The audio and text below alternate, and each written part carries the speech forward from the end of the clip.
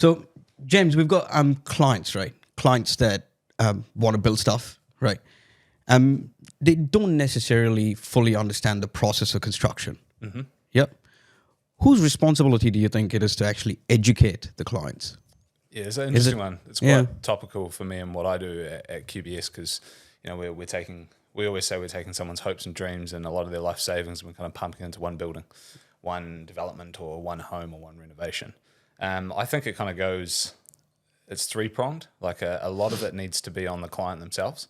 Like I think they need to seek out the information. Where the industry needs to be better, both builder and architect, is in providing collateral for that information. So I feel like a lot of that is kept in-house, particular building companies or individual architectural firms, or even structural engineers, where they keep that information and how they talk to their clients and educate them on what the process is going to be like in-house, and it's not shared across the industry. It's not there's not a podcast that sits there and goes, hey, this is what you're in for. This is a step-by-step on a new build if you're doing it. This is a step-by-step. Actually, I think there is one. There's one on renovations. Oh,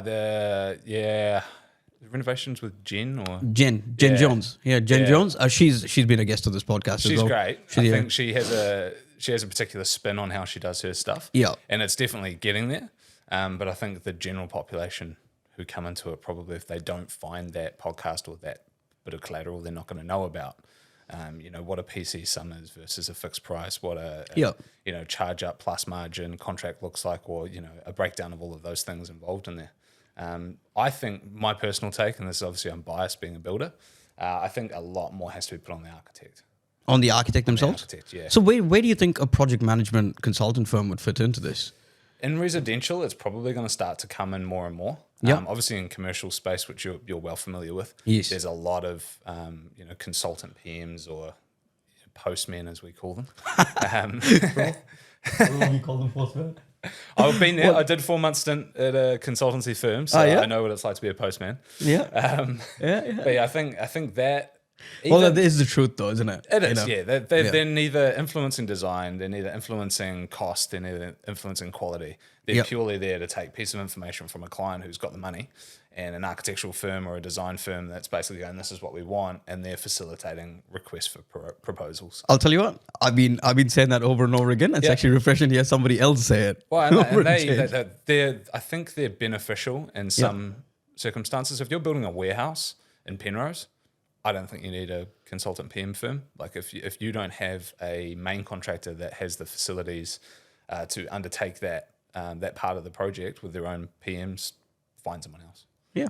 There's plenty of them out there. Yeah, There's plenty of them out there that will do it. So I think, going back to what we're saying, I think the architects have to be that conduit, especially in residential, because I just don't think it's already expensive enough. I mean, we're just seeing reports coming out last week of it's 50% more expensive to build a house in New Zealand compared to Australia. So, if you've got a $500,000... That's crazy though, isn't it? Yeah, like $500,000 build in New Zealand, $750. $500,000 in Australia, $750 here. I mean, that's wild. And we don't make as much money. And I think what people forget is to make $750,000, you've got to basically make $1 million to be able to pay $750,000. Yeah, because with you've your got tax and everything like that. So it's when you say that to people, it blows their mind. So I think a lot has to go on the architect. I think some do a great job. Some can definitely do better. And then it does come down to the builder, like early contractor involvement or ECI. Yep. Even in residential construction is super important. But I mean, it does boil down to how you run that ECI period. Because I've seen ECIs run really, really well. Yeah. And I've seen ECIs not run so well. Terribly. Yeah. It depends on the team. Like if you've got an architect and, as you know, in the more commercial and infrastructure space, a planner that's willing to work on that process, it can be super beneficial. Yeah. And has a lot of insight. And I think everyone comes out with a lot more, a lot richer for the experience. If you've got a roadblock in there, someone that's an old school mentality, no, that's not how we've done it. Back in my day, we did this worked. You're going to run into roadblocks and it's not going to be beneficial. And everyone's going to come out of it going, I hate ECI. It's a waste of time. Let's not do it. So I think it has its pros and cons. I mean, what we do is multi-million-dollar houses. You're kind of in that $3 to $7 million space and renovations and things like that. So I think we can really influence design Yeah. and cost. Working closely with the builder. Yeah, working closely. And you know where I've always seen the value of a good ECI though is you clearly understand what the risks are, Yes, and you then allocate the right people to manage the right risks. correct. Who's best placed to manage that risk? Yeah. Manages that risk. Yeah. But what happens in a traditional contract format? Shit flows downhill. Yep.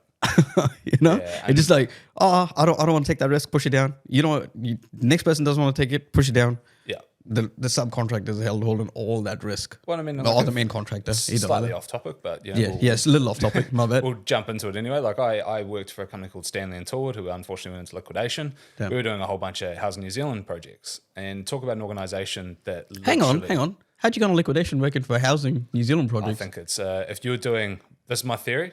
Yeah, it's questionable theory, but it's mine, and I'll stick with it. Yeah.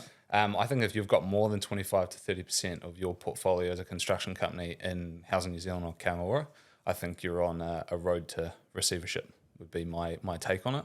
And I think that comes down Hang to... on. So KO are government funded, yeah? Correct. They're funded by the Crown. Yep.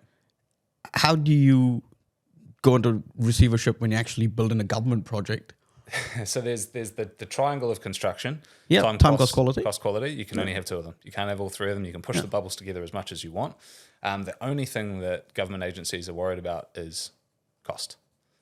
Cost and time. They're not that worried about the quality. So they'll go for the cheapest quote, the cheapest thing. So then it's a fight to the bottom. So you've got four construction companies trying to vie for one $26 million project, and they're all trying to get the cheapest possible price, and all then- that does and is then- they and screw then the it's not next enough. person down and the next person down, and it filters all the way. So to the I've bottom. always said that, right? Our procurement model really fucking needs to change. Oh, it's terrible. But Shocking. 60% weightage is always given to cost, 40% to non-price attributes. You look at that and you go, you're promoting bad behaviors in this industry. You know, Yeah. you're saying there's nothing more important than cost. Correct. And then we wonder why Your mental well-being is not a priority. Nothing else is a fucking priority. You going home at 5 o'clock every day is not a priority. Nope.